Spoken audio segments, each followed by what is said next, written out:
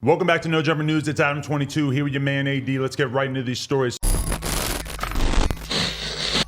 So first things first, LeBron James has deleted a controversial tweet that he posted Tuesday night in reaction to the police shooting of a black teenage girl on the same day that Derek Chauvin was found guilty of murdering George Floyd. After hearing 3 weeks of testimony in the high-profile trial, the jury finally found former police officer Derek Chauvin guilty on all 3 charges. He has been convicted of second-degree unintentional murder, third-degree murder, and second-degree manslaughter. His bond was immediately revoked following the announcement, and he was handcuffed and transferred to a jail where he will remain for the next 8 weeks until his sentencing hearing, where he faces a maximum sentence of 40 years in prison. According to reports in Minnesota, second-degree murder cases generally carry an average sentence of 15 years. Still, there are aggravating circumstances here that could lead to an extended sentence. Now, many have commented on the jury's verdict, pointing out that the decision shows progress and hopefully provokes police officers to think before acting out of line. LeBron posted a tweet that simply said, "Accountability." He then seemingly called for the Columbus, Ohio police officer Nicholas Reardon, who shot and killed 16-year-old Ma'Khia Bryant while responding to a 911 call, to receive similar consequences. The tweet read, "You're next, #accountability," with an hourglass emoji, and included the officer's picture. After some backlash and being accused of inciting violence from critics on social media, LeBron later deleted his post and called for more accountability in the criminal justice system, saying that the tweet was being used to create more hate. "I'm so damn tired of seeing black people killed by police. I took the tweet down because it's being used to create more hate. This is not about one officer. It's about the entire system, and they always use our words to create more racism. I am so desperate for more accountability." He also posted a second tweet stating that he had been tweeting out of anger and should have gathered all the facts, but remained sympathetic to Ma'Khia Bryant and her family. "Anger does not do any of us any good, and that includes myself. Gathering all the facts and educating does, though. My anger is still here for what happened to that little girl. My sympathy for her family, and may justice prevail." First thing that we should say is the obvious. Derek Chauvin was found guilty on all 3 counts. I think that we're all very, very thankful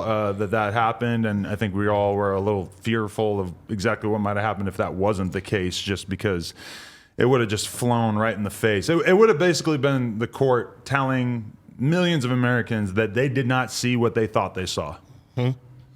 And I don't know. I mean, I think that that's great.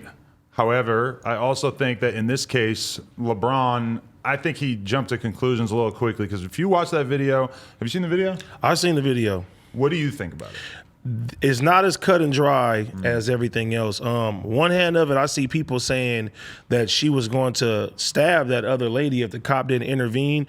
I don't think that she should have been shot 4 times, but it's not as cut and dry, because honestly, if that was my daughter and she would have got stabbed, everybody would have been saying the police officer should have did something about it. So, yeah. Yeah, it's kind of hard to tell from the video exactly what was going on. And like, you know, I do have some sympathy for the officer involved in that, just because he probably had a couple seconds at most to make a decision about what he was going to do there. And he basically had the situation unfolding in front of his eyes where he was going to watch one girl die, or he was going to kill another girl to stop the other girl from getting hurt. It's not an easy decision, but I definitely think that, you know, LeBron inserting himself and acting like it's as cut and dry as the George Floyd thing was kind of disingenuous. Yeah, and I did that at first too. I just read the headlines and I didn't really look at it. I still think 4 shots was too much for a 16-year-old girl.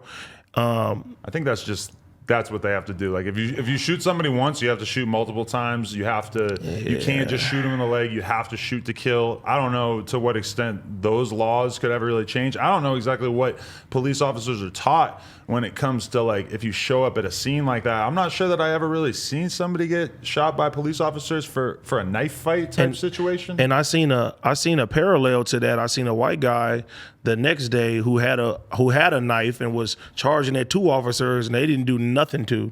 You know what I mean? So then on that, they could have tasered that woman, you know what I mean, that little girl. Yeah. But I honestly blame the parents for letting that shit go on anyway, because they're on the sidelines watching this shit when they could have intervened and stopped this whole shit from happening.